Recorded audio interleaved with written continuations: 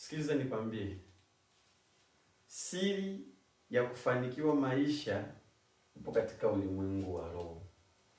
Watu wafupi na watu wa mwili, watu wafupi kiroho na watu wa kimwili wanapambana sana kwa sababu ya vitu, lakini watu wa kiroho na warefu kiroho wanapambana kwa sababu ya Mungu. Hivyo vitu viwili viko tofauti. Na ukitaka ujue kwamba huyu anapambana kwa sababu ya vitu, subiri amenunua gari mpya alafu lifanye ajali linaanguka, utasikia na yeye amekufa. Ujue huyo akili yake, moyo wake umekaa kwenye vitu. Ukiwa mtu wa aina hiyo, wewe ni mfupi, utakufa kesho. Sisi duniani tunaishi kwa ajili ya Mungu. Kwa mwili huu ni mashine inawashwa na nguvu ya Mungu. Ndio maana pambana kwanza kwa ajili ya Mungu, utaona vitu vinakufuata.